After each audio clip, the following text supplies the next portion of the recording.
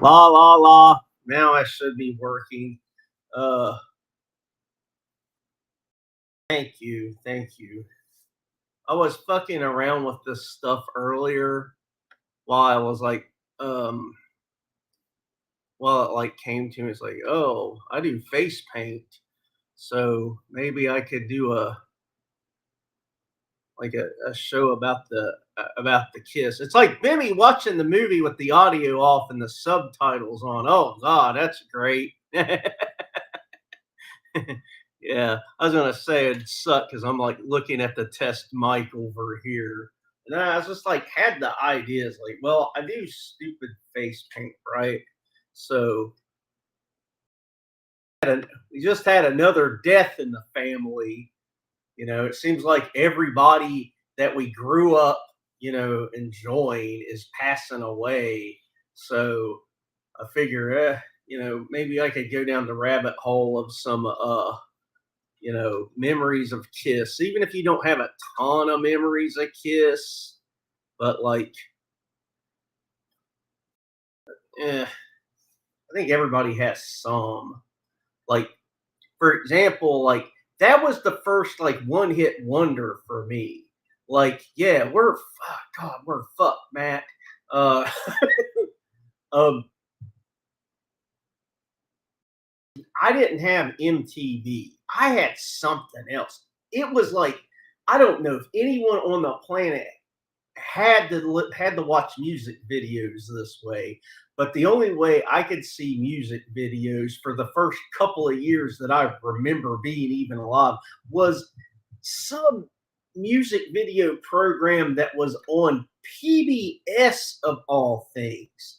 I don't know that anyone else ever had to do that. That's where I saw all that shit like 99 love balloons or lift or whatever it's supposed to be. But that's where I saw that. And the first song I remember hearing in my fucking life that I wanted to hear over and over again, I wanted that repetition, like like when Stewie wanted to hear "bird, bird, bird, bird" is the word over and over. Was "I Love It Loud," and I fucking love that music video. And I'm a little kid, so I mean I'm reading into this diabolically, and this is the South, so of course parents were up in arms about this satanic use of Kiss.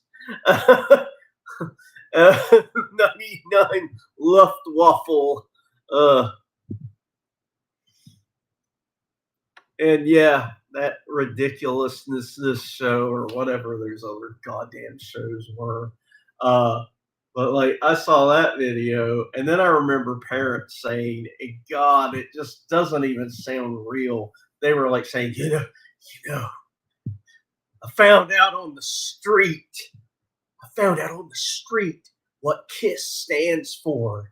Now let me see if you kids in the audience know what it stands for.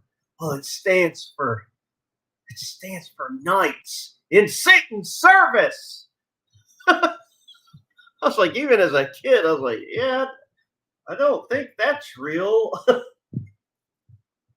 was like, think about all the other songs that were out around that time. Like, you think about it, like I Love It Loud and before. I Love It Loud was probably their heaviest song. Not that people were really accustomed to hearing heavy music or anything like that yet. That was about Kiss's only heavy song that I can think of. Maybe Deuce, War Machine. Uh, but like when you think about all those other songs that were popular at that time and before, it's like they were nothing songs. Like, what the hell is so satanic about Detroit Rock City or Beth or Strutter? A lot of them, to me, a lot of Kiss songs just sounded like what I just lumped in with like just Southern rock. You know, like I could imagine going to like a Kiss concert and they would be like, co-headlining with like Leonard Skinner and um, other bands of that time. Like, oh, who else? It was like Leonard Skinner and Ted Nugent, stuff like that. I could totally see that. Oh yes, I also heard it was the kosher Israel six studs. That's a very good one. Yes, it's very important to be kosher, whatever that means. Does kosher mean you don't like eat bacon? And yeah, Dominic is right. God of Thunder is pretty heavy. Uh, God of Thunder, and it's brings me back to wrestling, which is the only reason I'm here today.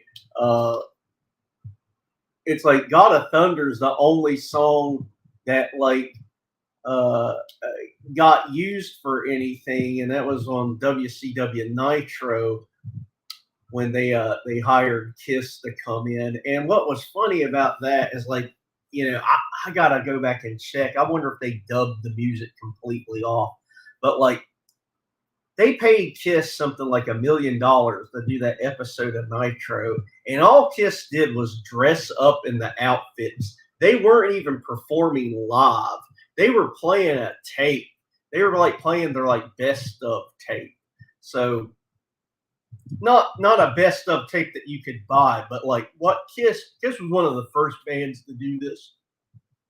Like a lot of their live shows, like their non-essential live shows, like if they were in, I don't know, North Dakota. I'm just picking on poor North Dakota for some reason. Like if they were touring in North Dakota, it's like, yeah, they fucking show up and go, but they weren't really playing a lot of the songs. A lot of the songs they were just playing basically a tape. So you would hear the exact same version of God of Thunder in Kansas as you would hear in North Carolina or whatever. And then I think it's still pretty ongoing today. I think it's probably even worse today. It's like common knowledge that it's lip syncing today, but way back, it was a big scandal for Milli Vanilli. Eddie Bacon, this is Americans having Rodney on TikTok speed. Yeah, it's goddamn right. Oh, I need to hear that. I haven't heard that cover of that. I mean, the only it's like I've heard random covers. Like I believe Pantera did a cover of one of their songs on a soundtrack or something, but I'm blanking if that's a real memory or not. But yeah, it was weird.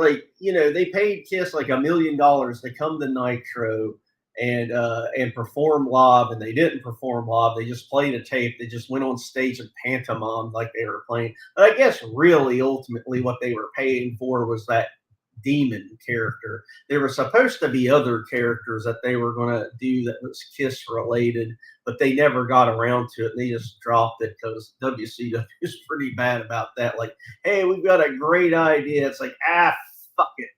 I don't feel like doing it now, even though we paid for it. And it's funny because the first person they gave it to was, well, the wrestler that's real name is Brian Adams, no relation to the singer. But they had Brian Adams. I'm getting distracted. I can't multitask like I've always said. I lie. I lie to every interview I've ever had that I can multitask, and I fucking can't. And but they gave it to him first, and then I don't know whose decision it was, but somebody ended up saying, "It's like, fuck it, don't have Brian Adams do this. Give this to Del Torborg. We ain't doing nothing with him. He's a tall guy, and that guy was actually an honest to God Kiss fan. I think he was like a humongous Kiss fan. But they got a lot of mileage. Kiss was pretty expensive. Actually, $1 million to be able to play God of Thunder nonstop was probably a pretty sweet deal when you think about it. I'm gonna have to go back and check. I have a feeling that even the live performance they dubbed over was probably some generic music by now, like music that doesn't even remotely sound like Kiss.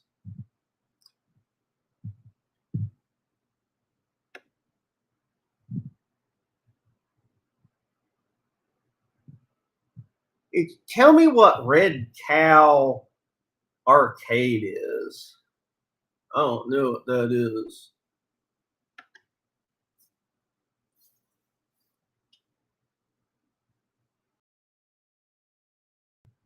Yeah, he was cool, and they got some mileage out of it. I mean, at least the guy that ended up playing it, like, actually wanted to play the goddamn character.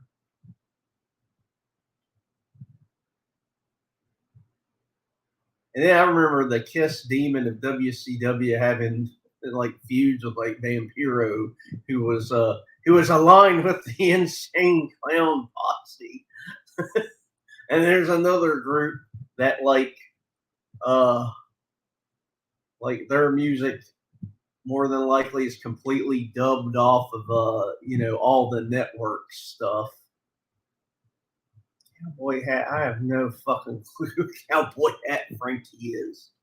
I don't know if you're talking about a man named Frank, and sometimes he has this alter ego of cowboy hat Frank.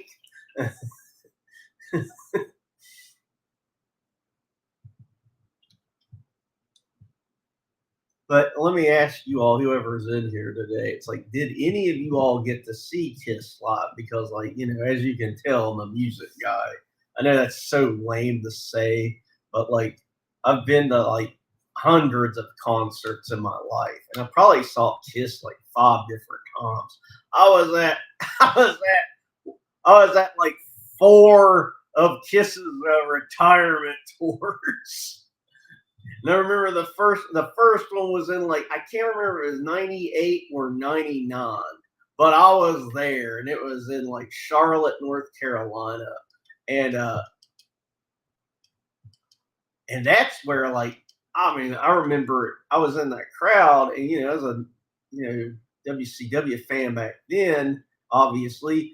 And I remember watching them, and like, especially Peter Chris was barely moving, but those goddamn drums were playing harder than any death metal band. He's just on there going. And I was like, man, it would every song that they played except for like maybe like two was on tape, that we were just up there watching them like sway back and forth. But I mean, as much as I'm complaining about that, that fucking show was outstanding. And for the 90s, all the explosions and confetti and crazy shit that yeah, same, all that crazy shit. It made I went home happy. I was so fucking glad. That's why I went and saw him 5 times. So I ain't dunking on Kiss. uh, let's see. Let me roll back a little bit here. You know how professional I am. The most professional stream, and all the adjacent devil verses. But I mean, okay, so like, to this day, I still got in storage, but I still have that ticket to that first retirement tour, and I also got a pick. Now I wish I could say it was like an official pick from the band tossed out, and I'm the one that caught it. No, but like, Dominic might have got to see this as well. What they did for my show is like, they had these fucking models, these perfect 10 models out going up and down through the crowd, and was just handing out picks. So like, that's how I got mine. No cap. I don't know if I used no cap correctly. I just thought I would say it. I just went for it. But that's how I got mine. And what was funny, some of the other just side stories was like, me and my buddy went to that show, and and like, I was at a job interview to work and you might not believe this. There used to be a fucking position that a lot of companies had called the mail room. So like, I had a I was like interviewing for it was like this collection call center jobs mailroom. like my parents were like, "This sounds like a pretty good job to get your foot in the door. Why don't you, apply for that and see if you can get it?" Spoiler alert: I did not get it. I was not. I did not meet the criteria of this random ass call center's mailroom, and so, like, when that interview wrapped up, I know I just dunked it because, like, it was like one of those deals. It was a new company and they were interviewing like hundreds of people. So, like, everybody that was there waiting forever. The people doing the interviews were interviewing nonstop. So, everybody was sick and tired and sick and tired. So, I'm sure by the time I got there, I was just like, well, I mean, I probably gave like answers like, well, I think I could carry like envelopes in my hand and hand them to somebody. So I think it would be a perfect fit for your mail room. I probably didn't give them a great answer for anything like telling them about how, diversity is my deepest value, and you know, and and and how I've went above and beyond in previous jobs. Seemed like every interview I ever had, some jackass who may or may not be of the persuasion of people like Howard Stern and Gene Simmons, would always they would ask me a question and they would roll their shoulders while they're asking me, like, yeah, yeah, and they would say something like, "Tell me about a time you went above and beyond." And I hate that fucking question. It's like I can answer it all day long, usually in the privacy of my own home. But like getting asked that in the heat of the moment, I'm like, what the fuck are you talking about? Where have I went above and beyond in what, a call center? I don't fucking know. Which is probably how I answered it. Tricked him into doing it. Oh my god. Oh god. Oh yeah. Yes, yes. Yes, maybe we need to prank this person, and I will talk to him about gooning to a lynching.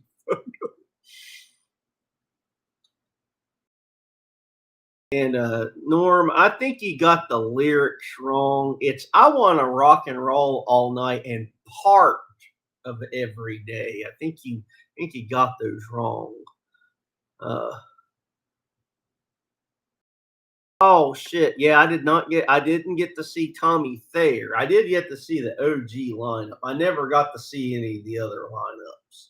So now that they're totally done, I regret not being able to see like Tommy Thayer and other people. In fact, shit, my Kiss lore isn't the best, but like my show, I believe, and somebody fact check me on this. I might be making this up accidentally, but like I believe like either Ace or Peter Chris, it was their last show for a while because like they ended up going to like rehab or something. But I don't even think it was like for anything like for my 2025 standards considered that bad.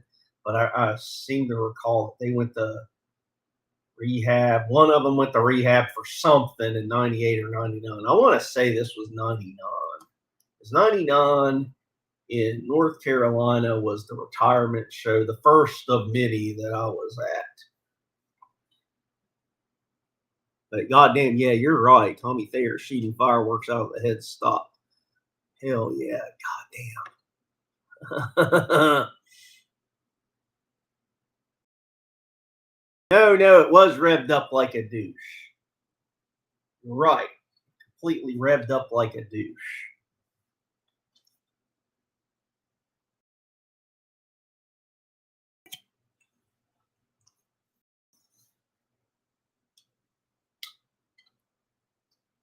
Oh god damn it! I'm trying to do the Hell's Gate move. This is how bad I am at multitasking.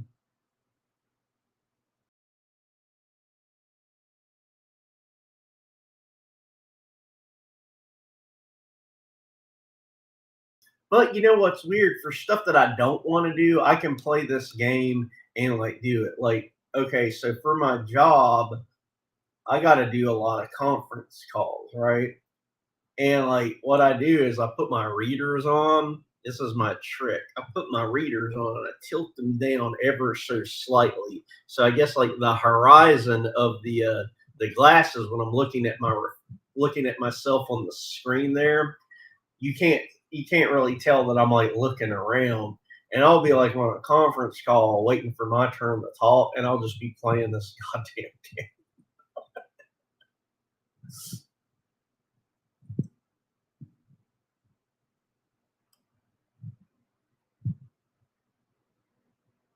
But did your parents get on the any of you all for worshiping the knights in Satan's service?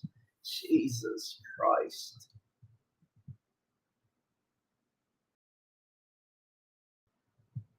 And now it's like 2025 is such a bummer of a year. I mean, I thought 2020 was supposed to be the big year. Did we have any official, like, cough deaths of like beloved people in 2020? I imagine we had to have some. They must have been like celebrities that I didn't give a shit about, like football players that I don't even know because I don't watch football. I imagine sports people got it.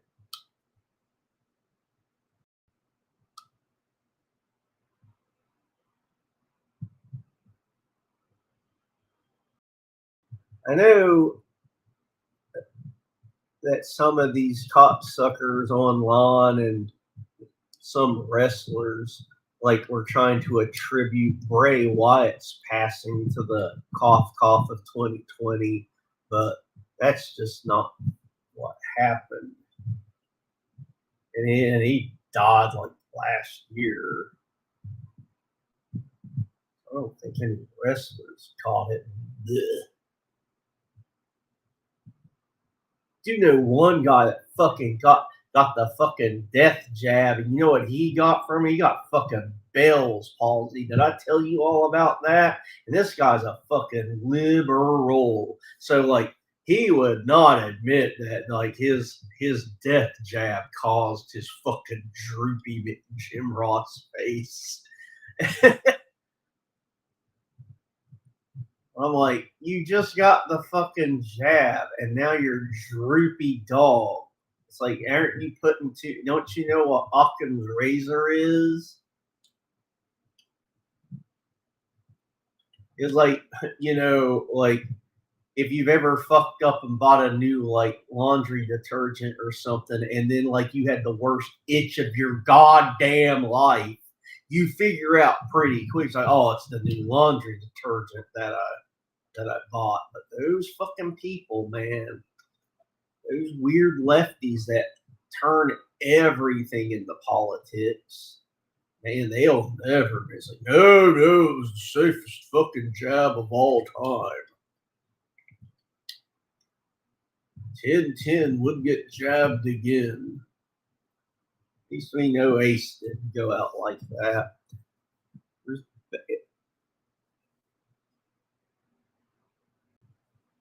Did she die of the cough? I was making okay. When she died,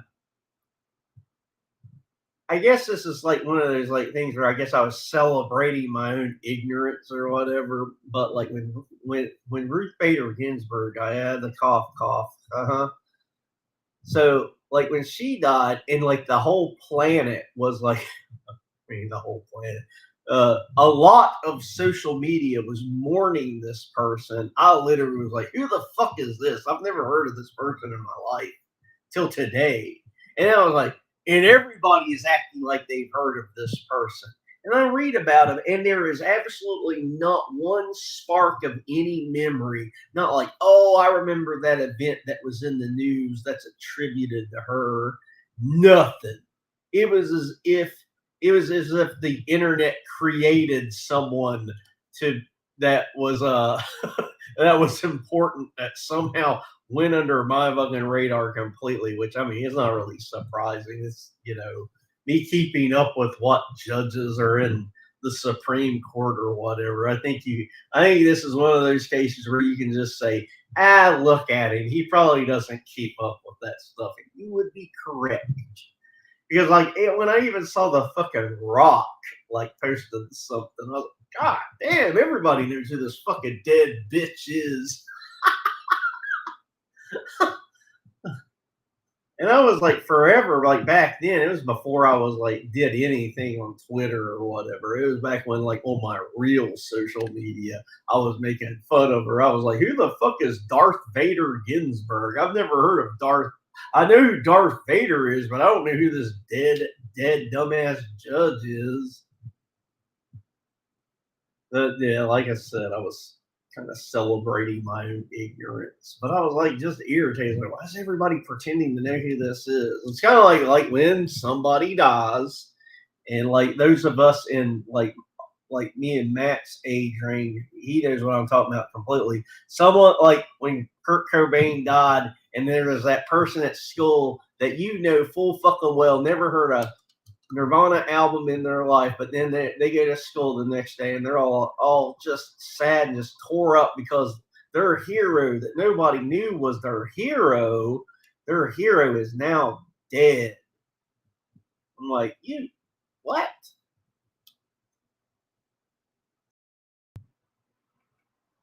My opinion, it was Kurt Cobain really started the pretend to love every celebrity that dies thing. Oh.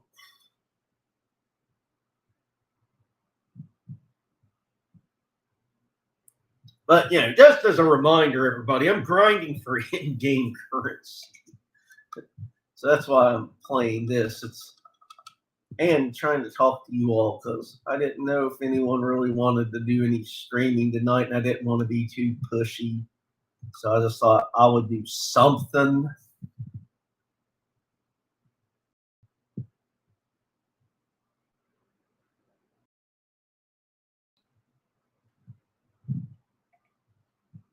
Because there's nothing. It would hurt my soul. God damn, tap out. Oh, Jesus Christ. Oh, damn, yeah. And I'm not saying it's impossible to beat off the Larry King in a wig, but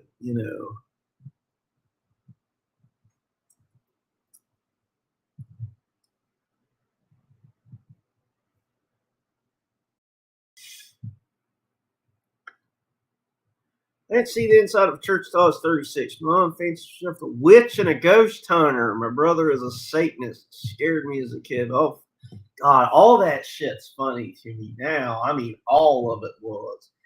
Where I grew up in a very, very small town, had that keeping up with the Joneses mentality for everything, not just for our parents. It wasn't just what kind of job you had, the position that you had, the money that you made. It was you're standing in the community and the church and stuff like that. And I'm like, oh my God, I can't imagine caring about that shit at all. I mean, literally, it was as me as a boring tax paying adult, I cannot imagine how non-existent the thought of me wanting to keep up with the Joneses was for me. But what I'm getting at that's related to that is you weren't allowed to ask questions at church. If you were forced to go to church, you just had to go and pretend to fucking love it and ask no questions, because any question you asked was definitely an insult and a sin and yada yada yada. And I mean, it's hard. I don't want to make up a story, but I do remember when during those years where I was forced to go, I do remember they would occasionally bring up music and how it was influenced by the devil. And I remember there was this one guy that came to the church one time, and he was like this type of character that had this story. He was like, you know, it all started with listening to the butt fucking devil's music, right? So his whole story started with that, and like so because he listened to this devil's music like Kiss and Motley Crue, he got into hardcore drugs, and then he decided to become a hardcore drug dealer, and then his stories all over the map, and he showed his hand, and he's like missing like two fingers, and he's like, "This is where I got two of my fucking fingers shot off during a horrific gang battle that I would have never gotten into had I not gotten involved with drugs, and I wouldn't have gotten involved with drugs had drugs not been uh." Oh, what's that word? It's not. It's like influence, but not subliminally influenced by the music of the devil, like with Kiss and Motley Crue and Poison and the yada yada. And then he actually did the thing. He did the thing. He played that Beatles song backward and some other song too, but he played the Beatles song backward. It was like, what's his face is dead, and then there was that other like glam rock song or whatever that he played backward too, to horrify us kids. But even us kids back then, like, nobody cared. We were all just like, what the fuck is this? This is fucking dumb. And like nobody in my entire school even pretended to care about this guy. Ugh. But my parents' credit, they just gave up on trying to get me to go to church or anything after I was like 11. Because I asked too many questions. I would ask shit like, because they would say things like, anyone that doesn't go to church every Sunday will burn in hell for all eternity. I'd ask like, okay, so what about a retarded kid that's hooked up to a bunch of machines and they can't leave their home? So they certainly can't go to church because they can't leave the home because they're hooked up to 5,000 machines. And they would act deeply insulted that I would ask something like that, but not have an answer. So I was like, oh, okay. Like they couldn't even think of the answer. It's it's like, listen, there's an understanding that if you're able to go and you don't go, then this is the consequences, which is what I would have said on the spot. But they couldn't even dream that up. There's anyway, I don't want to go into that too much. I won't. Yuck.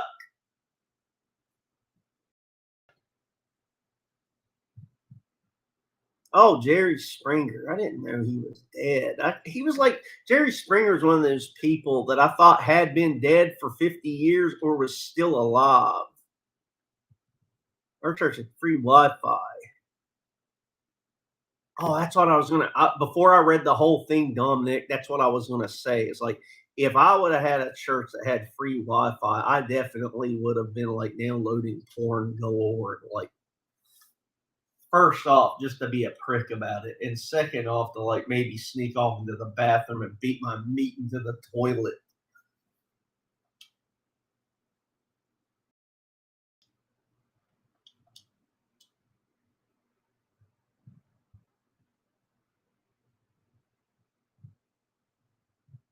Or like, if you didn't have like internet at home back then, that would have been a great place to go.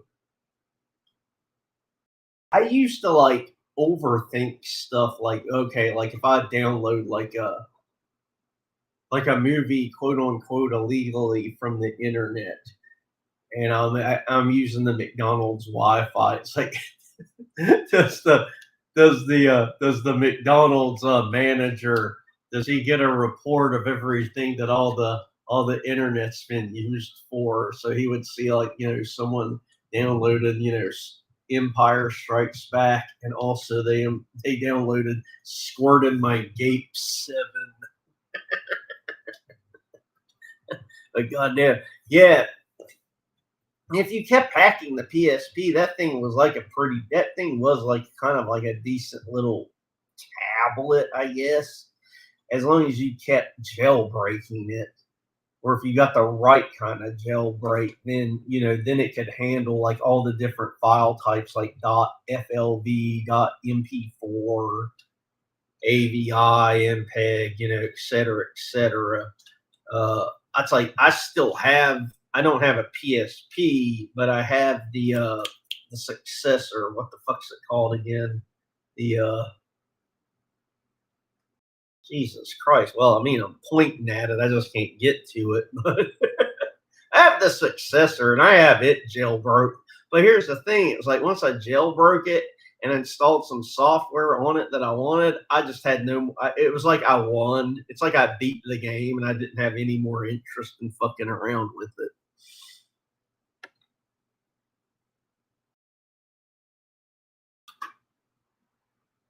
Vita, thank you, guys. Goddamn, you're all quick. You're all quicker than I am at scrolling.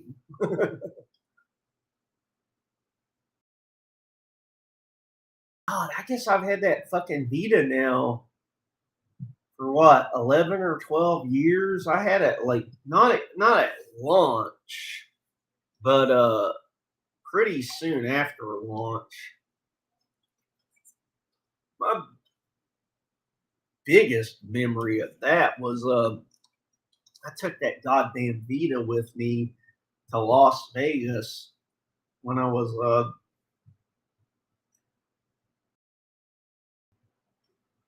staying with a girlfriend for a week that ended up breaking up with me on that vacation, and it was my birthday. So it was like, every time I look at that Vita, it's like a solid memory of like one of the worst weeks of my life that probably have made me the man I am today, sitting here playing WWE 2K on the internet and hurriedly put together Kiss makeup. Because I remember I was like, I don't even have it anymore, but like I remember you could take pictures on the Vita, and I remember taking a selfie of myself on the plane going to Las Vegas. I was saying, "Oh, this is Shaq here." And it was the first time I was ever on a plane.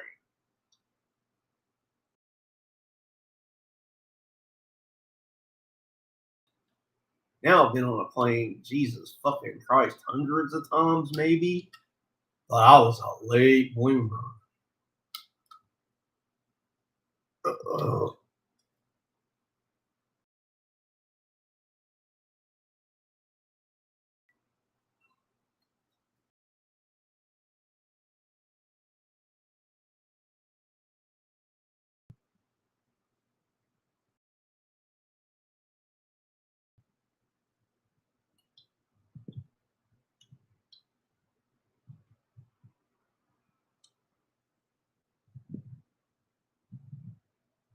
Yeah, well, yeah, yes, Matt. Yeah, whenever you want, just uh, uh, just find some shit that you want to watch, and maybe we'll sit and bullshit and do it. You know, that start over, take two. We're live, pal. Yeah, just find some matches or whatever, and we'll do like a stream sometime and just comment on them and just oh god. One of the things, if you haven't seen it, you need to see it. It's so horrifying. There's this fat motherfucking piece of shit, this fat bastard, and it's an indie match, and he's coming to the ring to the NWO Wolfpack music. You can clearly hear the NWO Wolfpack music playing. And he gets up on the middle rope and he does his "yeah, look at me" thing.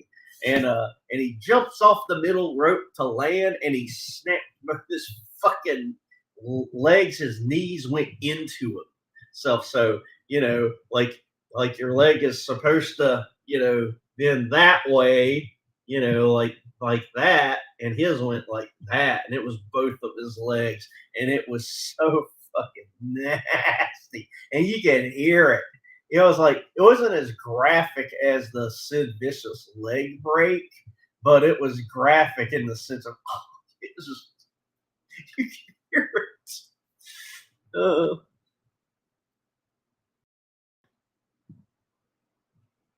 Yeah, hey Jimmy, how you doing? Thanks for coming on. Uh, thanks for stopping by. Stopping by. I am. Yeah, I just wanted to do. I just wanted to ramble to myself, really, and I didn't want to pester anybody to coming on today to being my guest. So I'm just doing some WWE 2K. The story behind it is I play this game all day anyway because I'm grinding for in-game currency so I can buy new characters and gear and stuff like that. So this serves two purposes. I get to actually be a little bit social and go online and bullshit with whoever wants to come by, and I also get to like play my game. And as you can see, I hurriedly put together some Ace Frehley makeup because I was talking about Kiss a little bit earlier.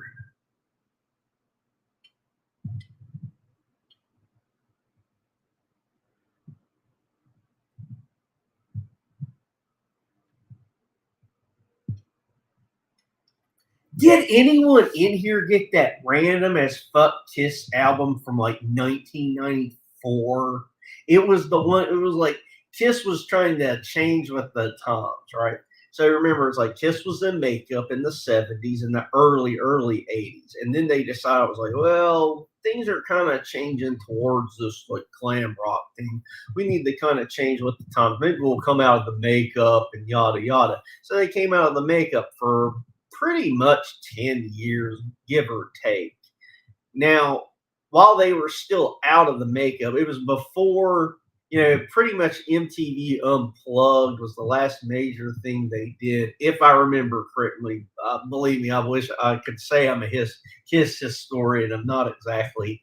Uh, but I think Kiss Unplugged was the last major thing they did without the makeup. Then they were on the Grammys and they were back in the makeup, and then that was it. They were in the makeup the rest of their career.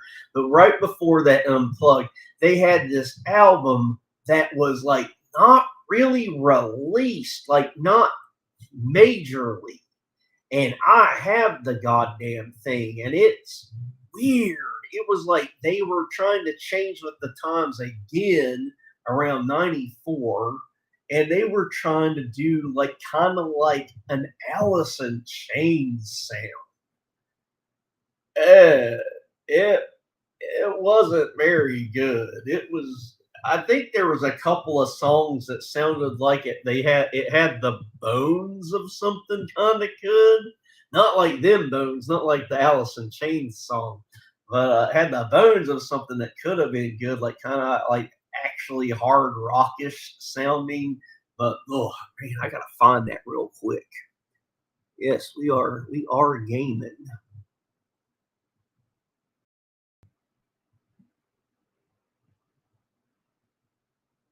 Oh God, Kiss without makeup was. I, I mean, I'm not too clear on what they looked like today, but I gotta be brutally honest. Ace and Peter Chris without the makeup, even going back to the eight, they looked like they were 89 years old in 1989. So I imagine what they looked like in the past couple of years. They probably looked like the fucking crypt keeper. What was I gotta? I'm gonna look real quick. Kiss albums.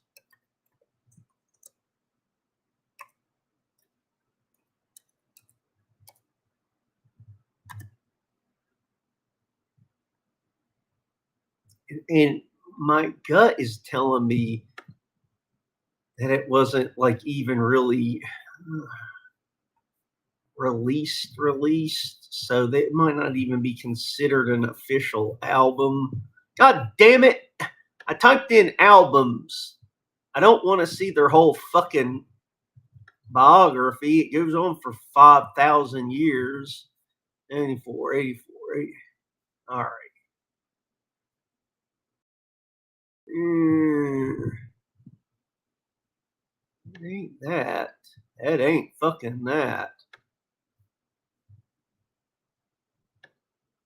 Ah, Carnival of Souls, the final sessions. Yes, everybody, go look that up. Because like what you'll see the cover, and on the cover, it's Kiss without the makeup, and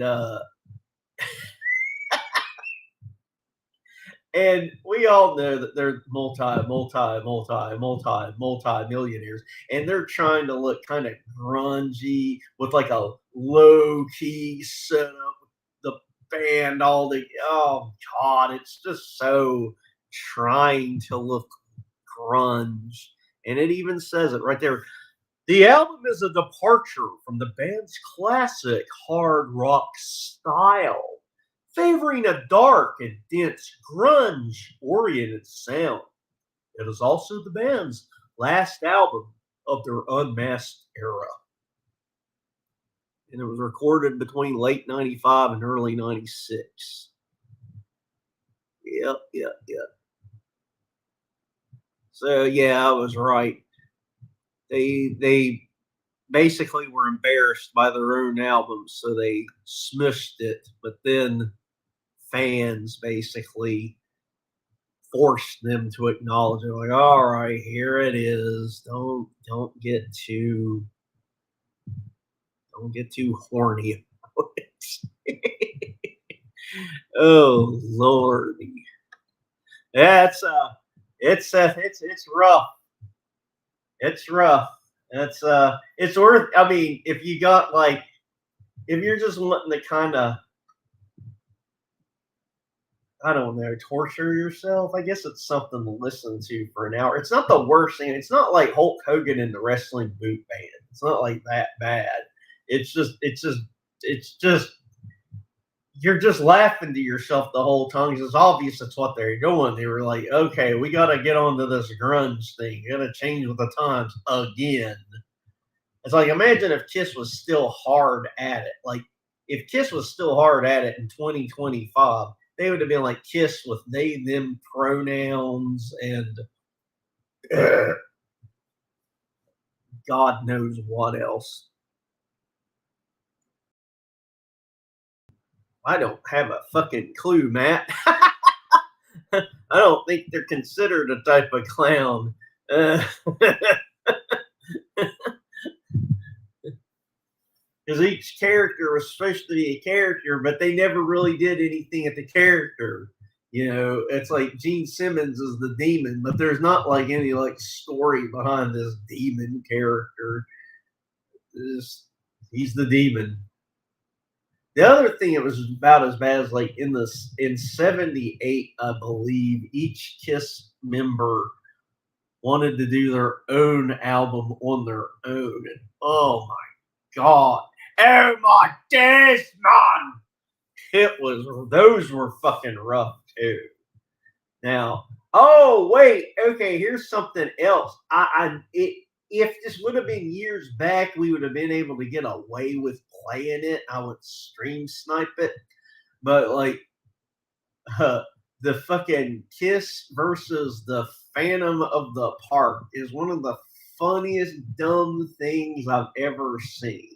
And I mean, it's infinite. It's in that exact same vein of like Troll 2 and other stuff. People were trying to make a competent, good. And I mean, this was a TV movie, so this is even worse. They were trying to make like a competent movie. It failed in every way, and it is hilarious. It's so bad. And this is me going by memory, so I'm gonna fact check myself in a second. It was so bad that there were scenes where, like, apparently Ace or Peter or Chris, they were like getting drunk or just not showing up to film, and then they would get desperate and they would be like, "Okay, random guy, put on this outfit and makeup, and you're gonna be Peter or Chris for this scene. You're not talking, so it's fine." And one of the scenes, it was like very clearly you were looking at a man that is the recipient of the United Negro College Fund.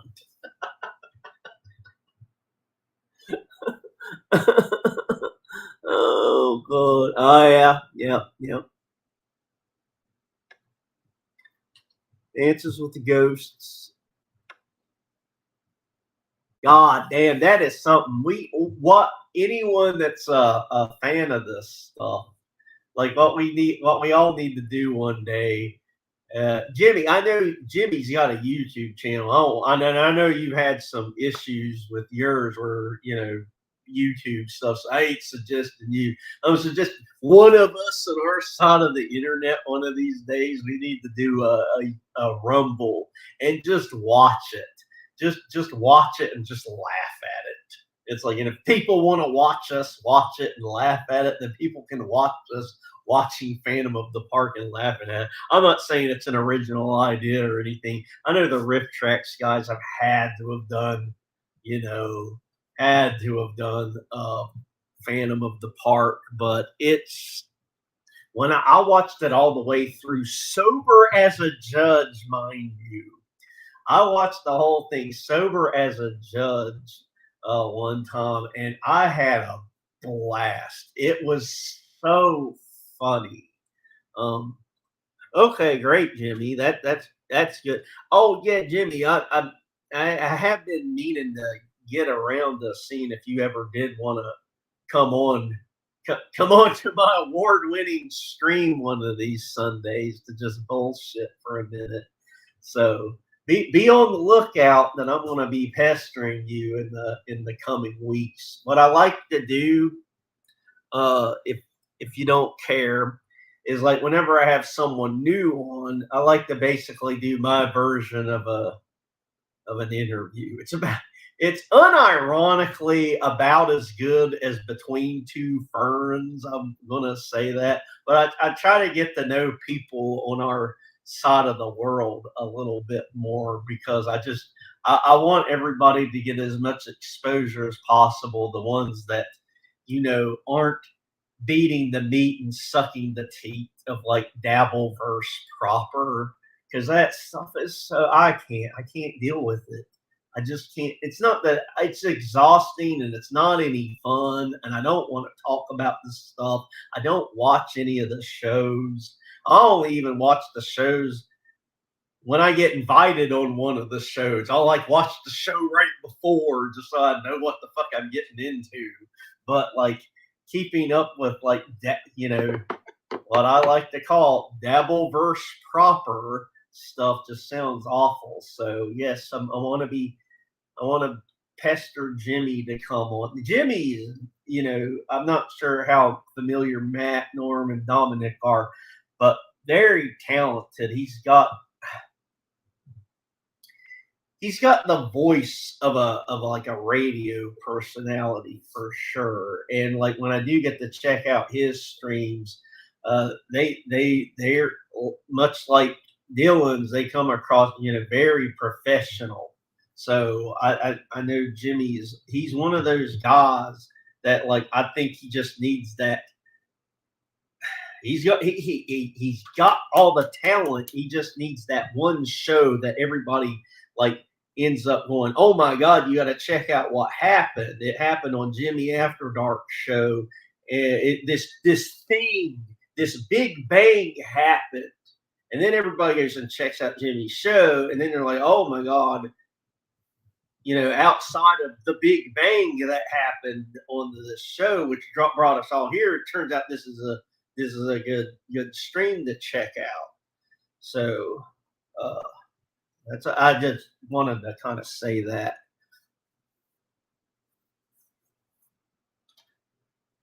You deserve it, Jimmy.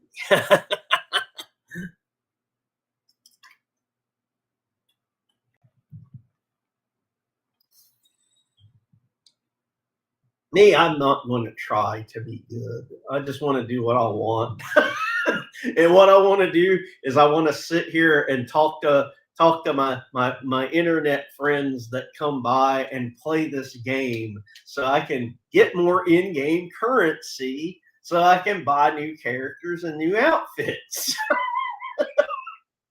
So it's like the WWE version of all those games that little kids play, like Animal Crossing, I guess, except I'm not trying to cross a road or anything. And that's why I'm playing this match. I mean, for those that don't know, it's like this match yields the most currency, and these characters, that's why they're so random. The Undertaker, Penta, and the Fentanyl boy on the middle rope there.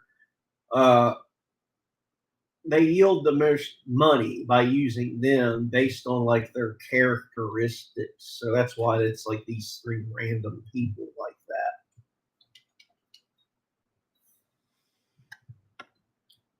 Yeah, it's a long story when it comes to me. Well, I never got big. All that. Yes, yes, yes. That's what I want for my hard hitting interview. So I want stories, and I tell everybody too. It's like whenever you come on, take all the time. This isn't a panel show where everybody has to compete for airtime or anything. I want the long version of every story you have. So, like drown me in details.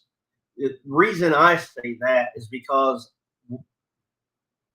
in my own way, it's like I'm not exactly verbose, but I meander.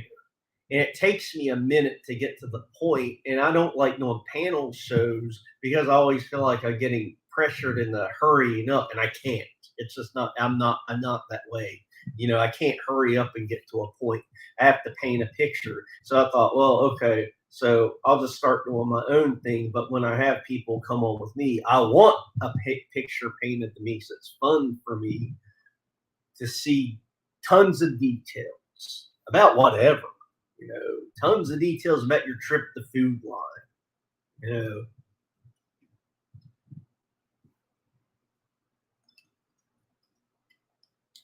so like when I do ask, like, how did you discover the side of the internet known as the Dabbleverse?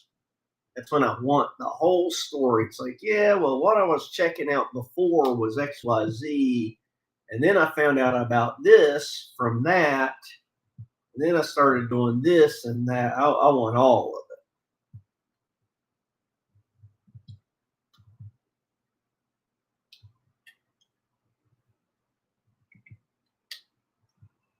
it. And I'm back to not being able to multitask again.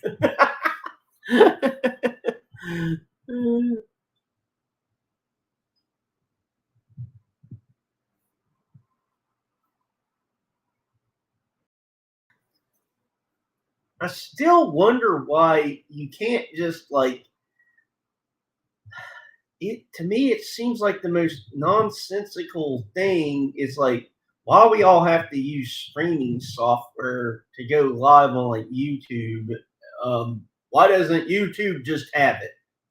Why isn't you go to YouTube, you click go live, and you have all these bells and whistles like we have like right here? Like the is it like a gentleman's handshake between YouTube and all these streaming platform devices where it's like they won't come up with their own because I don't understand why I have to have two things.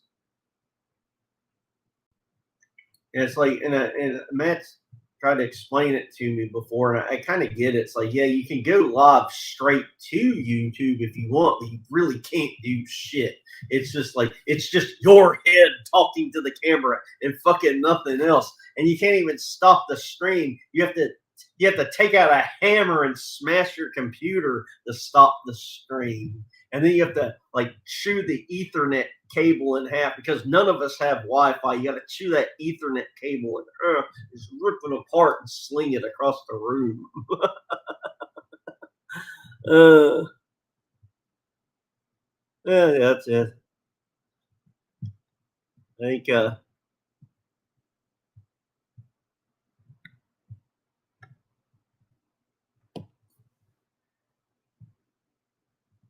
have one big idea. Like, if I ever have that Bart Simpson moment, you know what I mean? The say the lawn, Bart, where I had that I didn't do it moment to where it's like there's a lot of eyes on me.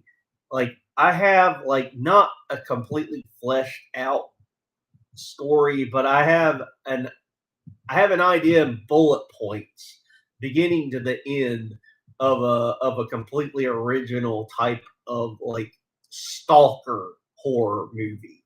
And it's not I've looked and looked and looked and there's nothing that's been done. So I'm like, okay, I've got one idea that I think would be killer if I ever have that moment where I'm like actually sitting down and talking to someone. I know this is like hitting the lottery, you know, but like I've got one idea for like a movie that I think if I could sit down and talk to like a director and a writer or a writer director, I think they would hear it and be like, "Holy shit, that's fucking genius!" And it hasn't been done, and it's current because it would tie into all this stuff. It would tie into streaming and um, influencers.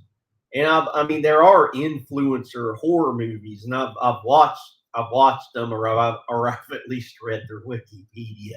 And my idea is like totally fucking different than all those. So it's like, that's my one thing. So everybody be on the lookout for me if I ever wander into my Bart Simpson I didn't do it moment and get me in front of a fucking tiger.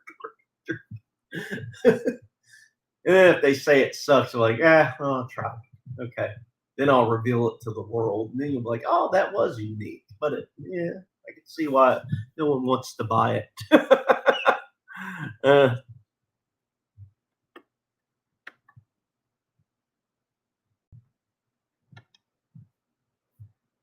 what did I get on? Oh, I read the creative. I read the creative blocks thing, and that's what made me think of it.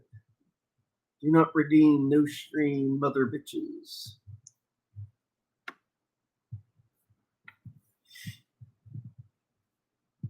I had I don't really have a ton of like Kiss stories. I've seen them in concert a lot. It was always fun. And just the show they put on is just fun. But it is just funny because I gotta pick on them playing a recording and they're just standing there pretending to play the music. And I remember I mean, I talked about this like an hour ago, but like I remember going, they're not playing. They're just standing there. But I was having such a good time, I didn't care. And it's like I swear I know that they were like starting at some point in the 90s. That's where they probably had like a meeting. This is where I'm just dreaming this up in our head. It's like, okay, guys, we're getting older.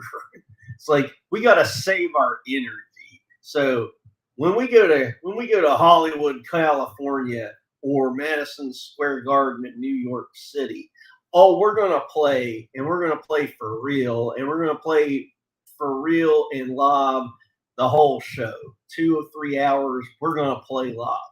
We're in fucking North Carolina or North Dakota. We'll give them like one or two songs. Like maybe the first song we'll do it live, and then we'll just play the tape for 45 minutes, and then in the middle we'll play another song live, and then and then maybe we'll end with us playing live. But God, it was just funny that they were clearly not trying. And the last time I saw them, not too long ago, about 10 years ago, the last time I saw, I'm pretty sure they only played one song. And I don't even think it was all the instruments were live on that one song. I think like maybe I don't think the drums were live. I think the drums were someone hit play and maybe the other. the other instruments were being played like one song. There's got to be other bands that are like that. Well, I mean, not band. We all know like people like Katy Perry and they all they're doing, they're just walking around to a dead microphone, just waving and shaking their ass and shit, and they're not doing jackass nothing. I mean, even though I don't like Metallica anymore, like most people, it's like at least that they're playing fucking live and it's all them for the entire show. So I'll still give them that, even though ever since they made that Load album, I've always been like, ugh.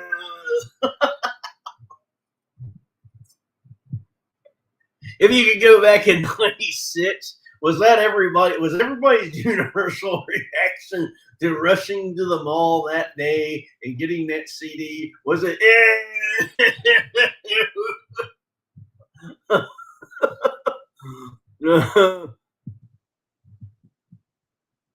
not hitting there again? I love everything about Kiss except the music. Fans are very like, yeah, they are. And that's one thing, I've never met a dickhead Kiss fan. Like every Kiss fan I've ever known, where it's the person's favorite band is Kiss, they've always been like really nice. And I know it sounds like I should have more stories, I guess, about this, but it's like it's same with Insane Clown Posse. Couldn't tell you one song that they do. I don't know jack shit about Insane Clown Posse except that the two guys are very, very funny. They are naturally hilarious. It's like they should have been stand-up comedians because like any interview they do, no interview is the same as the one before. And each interview you hear of them, whether they're together or separate, is the funniest fucking thing you've ever heard in your life. They're endlessly creative as far as being funny. So it's like I'm like, man, what a weird universe. It's like they decided to do that music that they do for a living that got them a gigantic fan base and pretty good bit of money. I always wonder, it's like, what could have been if those guys would have went into comedy? I mean, would they have, maybe they would have never made it because that's just the way the cookie crumbles sometimes. But like, I cannot stress enough. Every interview I've ever heard of these guys, I've gut busted laughing. And then the other thing, it's like, I mean, people used to dunk on, well, I guess they still do dunk on them pretty hard. And I've always felt it was like those people that dunk on them is because they want to say they hate, dogs that wag their tail a lot. Wouldn't you call that dog a wagger? Well, I think it was because it was like people really wanted to, they really, really wanted to dunk on, people who wag their tails a lot, those wagger type of people. But they didn't feel comfortable saying that because it's so close to those who nag a lot.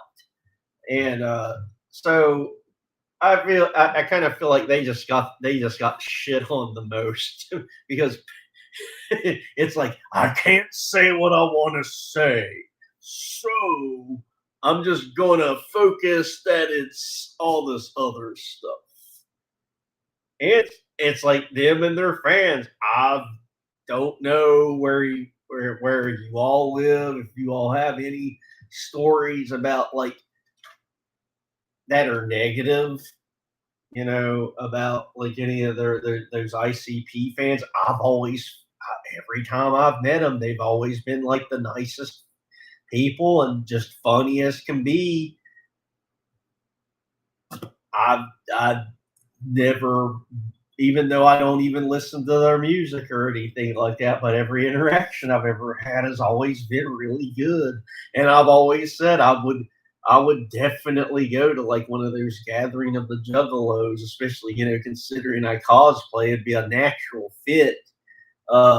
I definitely would go because I've always heard that people that have went that like basically like lost a dare or they were doing it because it was like what do you call it? Like they were doing content like yeah, you know, like they do XYZ podcasts, so they're going to go to the gathering of juggalos to make fun of it. And then they always end up going, well, you know, music wasn't what I liked, but it was a lot of fun and everybody was nice. So I've always wanted to go to one of those things, except I will not fucking use a public toilet. So that's just ain't going to happen. And I imagine what I'm getting at is I imagine all the food there tastes great, but is like instant diarrhea. So just that would be about the only thing is if I had like my own portable toilet that was just for me, that like a butler like carted in on a cart and like would be beside of me at all times, pushing this cart with a portable, you know, toilet on it. So in case I had to shit violently, I would have my own toilet to use. But that was like my insane clown posse thing. You know, let me know in the chat what you think. Hit that like button. Tell your friends and subscribe. uh,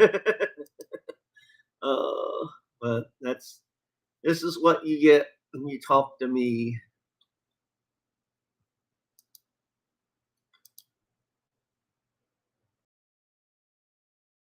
Whenever I find something interesting that to me to talk about, I'll meander about it for a hot minute.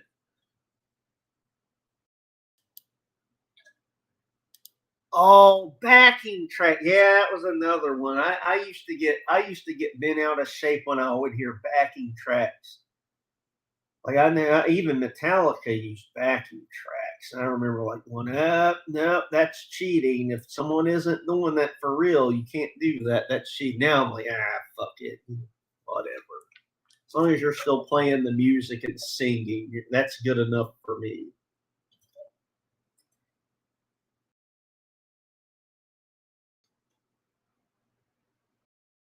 I still can't believe one of the knights in Satan's service isn't with us anymore.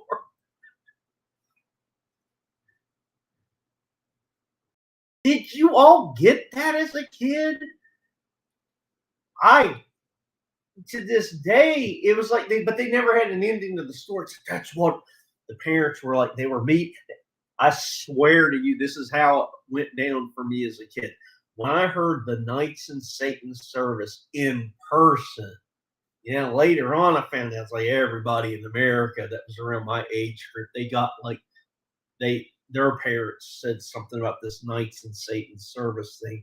But like my parents and like parents in the neighborhood were meeting at this table at my house, and they were in hushed tones talking about Kiss and other bands of that era. And did you hear? That's what they're called. And it was when they were talking about all that other scandalous stuff of like the mid '80s that was you know, supposed to be god awful too. Like maybe Matt remembers, but for some reason, Dungeons and Dragons, that game was scandalous for a minute. I don't know. Maybe it was maybe it was like the drawings of the dragons, and maybe the dragons looked kind of demonic. I don't know. But I remember that being a hot topic, and yet no one could say why. There is this like Christian like radio program that me and my friends used to like call in and prank when that would come up. I mean, I can't remember any of the pranks being spectacularly good, but I remember calling in and going, "Well, it's like you have such a big problem with this, but do you have a problem with the Marvel superheroes board game?" I mean, some of those characters are a little out there. Don't you want to call everything? That was my problem with all of that. As a kid, it was like it was so far to the right back then, so far. It truly was like what people what those fucking lunatic blue-haired nose ring lefties think of, the right today, or even libertarians uh, today. It really was like that as a kid. It's like, if it's entertaining, it's the devil. You know?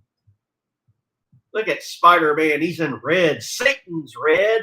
That's the color of his skin.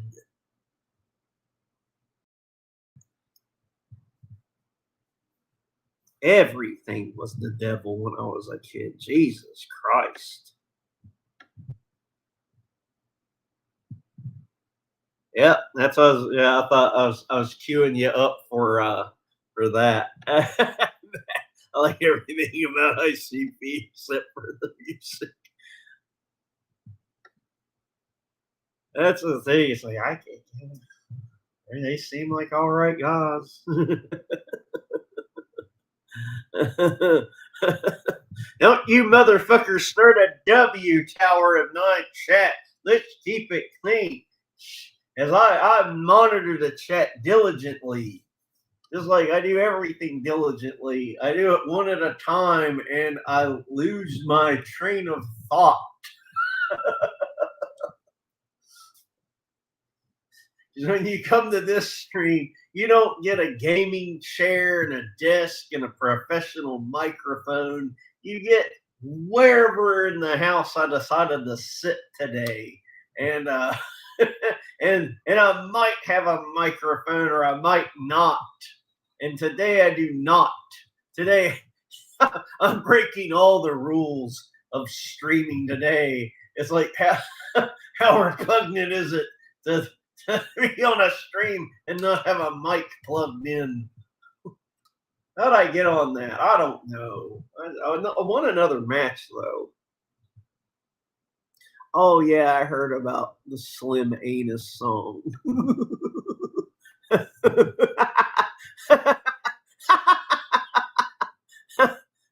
Oh my God, I can't believe this happened. My stream has been infiltrated by a wagger tower. Those who wagged on my goddamn stream today. Shame has washed over me in an awesome wave. I cannot face you all now.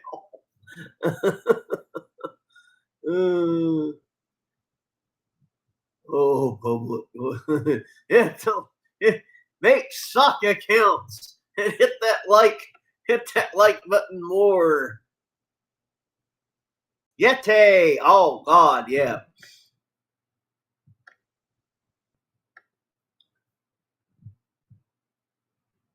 The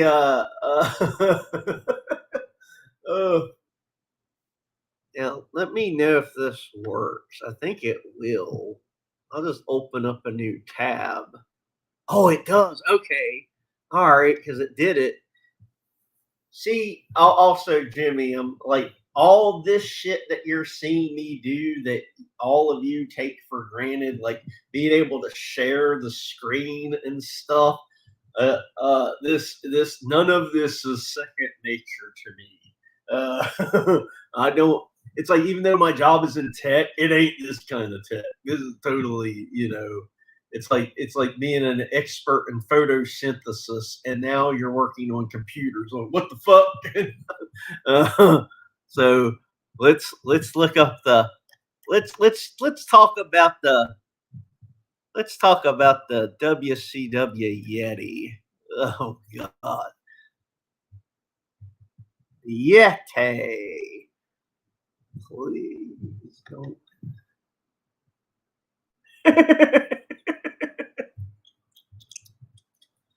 Why did it do that? All I did was scroll down and it went to a different page altogether. Okay, thank God. No point. Look right here. Look at that. On the left is the Yeti. as Tony Schiavone called him, and this was before pronouns, so we didn't have to worry too much. It was okay to just without asking anything, just go that's a him. But the the person on the left today is the Yeti, and you're probably going, well, is that Yeti injured? It's like, yeah, he seems to be covered in a bunch of bandages.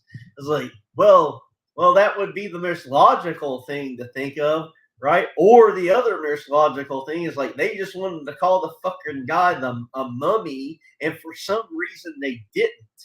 And the next best thing they came up with was to call this motherfucker in bandages that you want to call a mummy, calling the Yeti.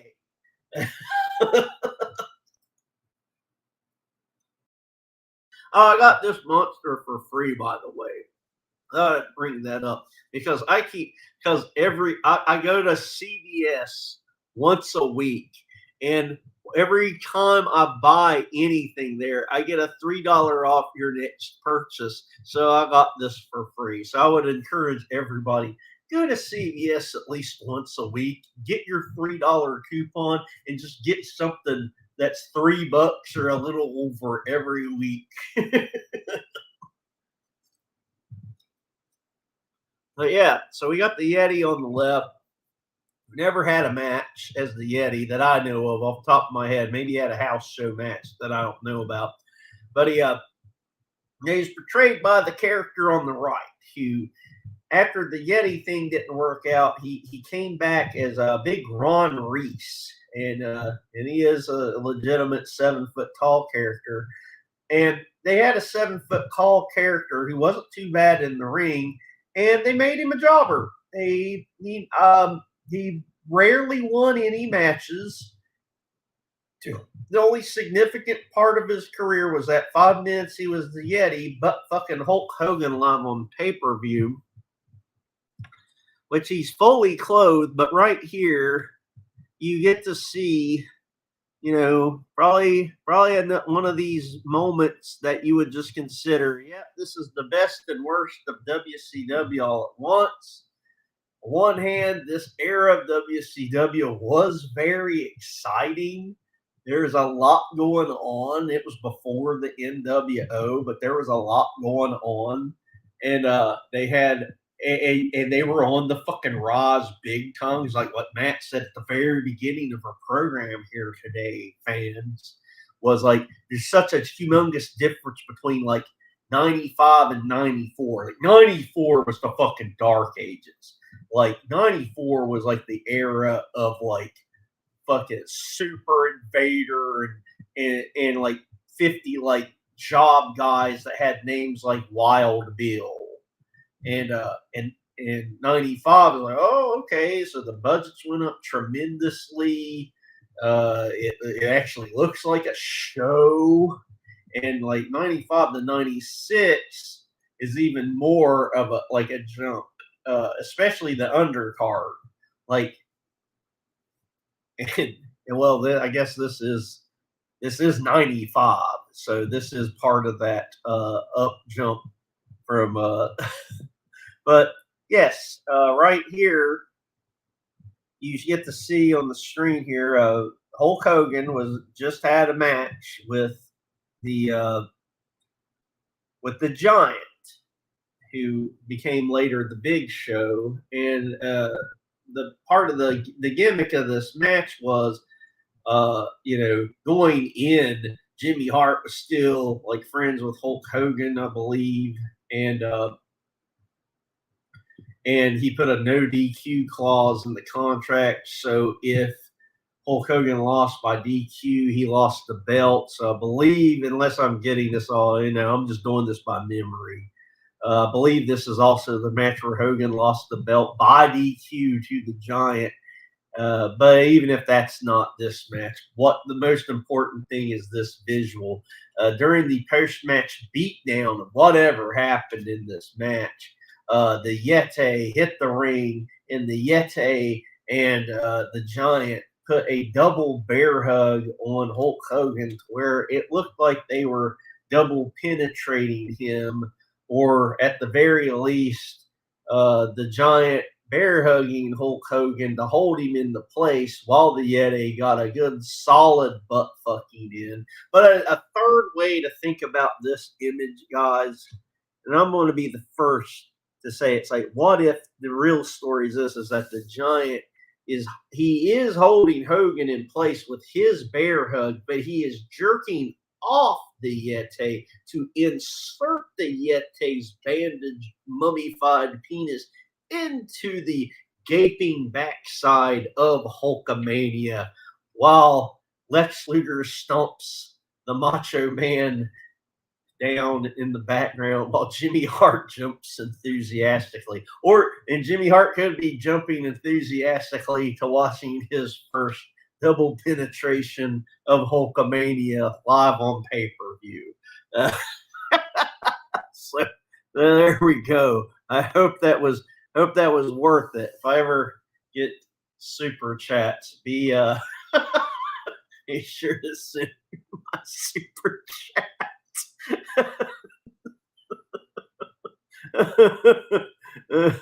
Yes, thank you, Jimmy. I like to consider myself.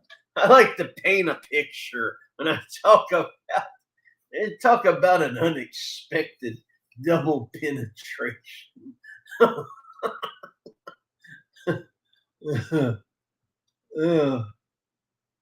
Yeah, that's a spooky time of year. Oh Lord. I had some other Kiss stuff. I mean, really, Dylan, I was a fan of the music. I got to see a detailed look at the Kiss casket that at one time you could buy for you or your loved one if you were to pass away. Kiss really had their name on everything at some point. I mean, I don't think there was anything that they didn't. I know there were Kiss condoms. I know there had to be Kiss lube. If there wasn't Kiss Hershey Kisses at some point, somebody really dropped the ball, like on marketing for both of those sides.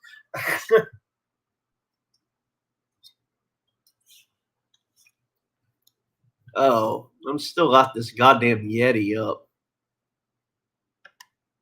Need to go back to my goddamn wrestling game.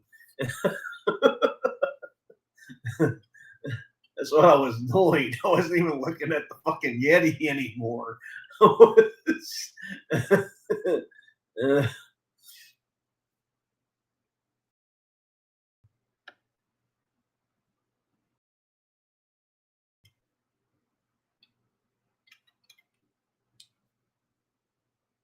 I got some as I get through this week. I got some events I get to go to on Saturday that are Halloween related around here.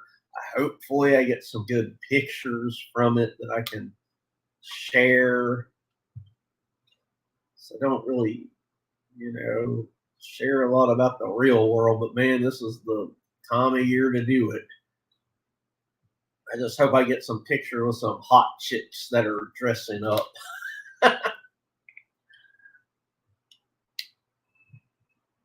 This Saturday, we're having a lot of events in the DFW, and then next Friday, looking forward to that. Friday should be a pretty big day all across DFW.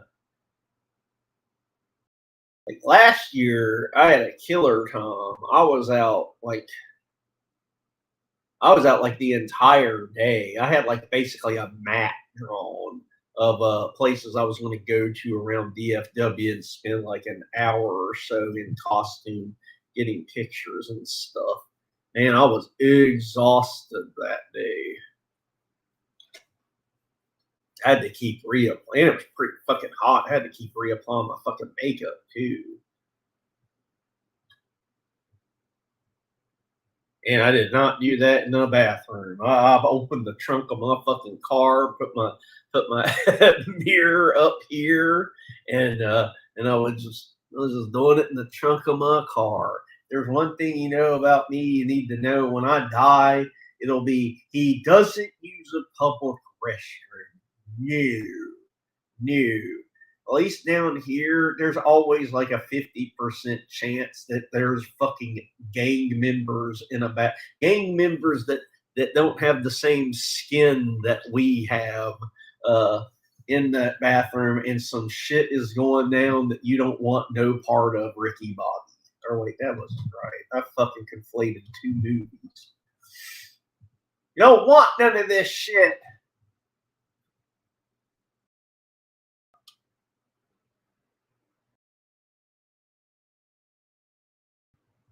I will shit in a parking lot in broad daylight before I will use a public restroom and be killed by some fucking gang member.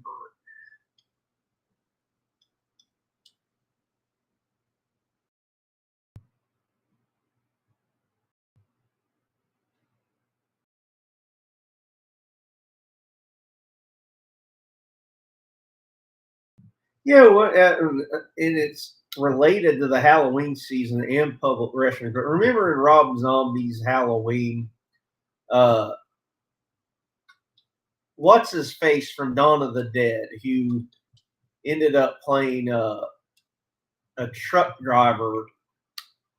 What was it? Ken Faree. That's it. Ken Faree. So he's playing that truck driver, had that like kind of comical, like black guy straightened the hair, and he goes to like look at a porno magazine and take a shit. And then Michael Myers in his pre pre what's the name? William Shatner mask. Before gets the William Shatner mask and put on, he still has that basically like a pumpkin that he drew. He goes into that bathroom and starts shaking on that door, and old Ken Faree says something about like I got a double burrito deluxe backed up in here, partner, and uh and you're given the impression not that he was in there whacking off to the porno mag, but that he was in there taking like a repulsively disgusting diarrhea shit, like a burning, filthy, filthy, filthy shit. But when Michael Myers ends up killing him in that fucking toilet, did y'all ever notice that was like the cleanest toilet of all time?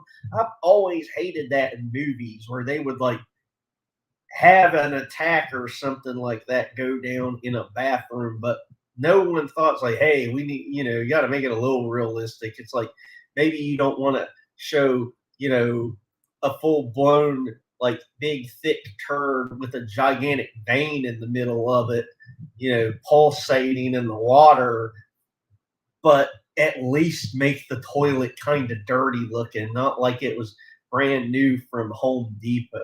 I've always hated that movie. It's always drove me mad. Other thing that's drove me mad is fake movie eating. So like I'm having a discussion with the other main character in this movie, and now we're about to eat, and they don't, and the burger never gets smaller, or they do the thing where they pick at the food and they never eat it. They just keep tearing it apart. I It drives me batty. I don't know why I notice it, but I don't like it. I'm like, why have it? Why have it in your movie? Why have your characters eating at a diner or something if at no point they're going to actually eat? They pick at the food. Or when they do eat, you clearly can tell they are not biting into the food and tearing at it and putting it in their mouth. They're just, oh, anyway, that's just another insight on stuff that. Take it easy, Jimmy. Thanks for stopping by. If you're still here,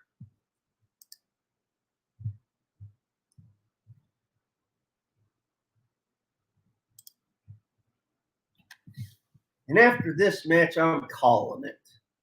So whoever was still here at this time, thank you for coming by. We'll get one more match in, and I'm gonna get the fuck on out of here. And I just realized I didn't even take a selfie today.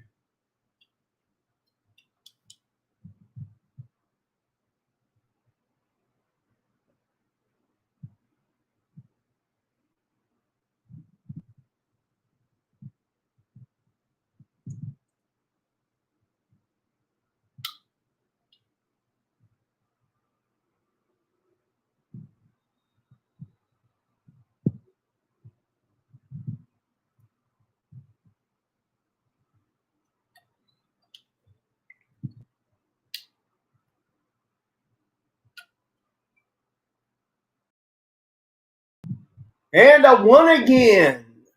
More in-game currency for me.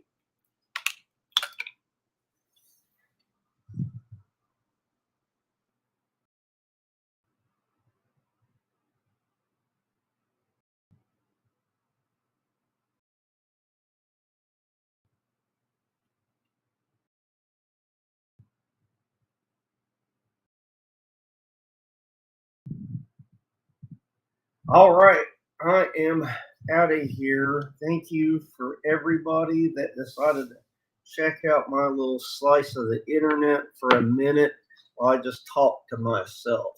You can catch me at wherever you caught me at today. That's where I'm at. It's where I will live forever. All right.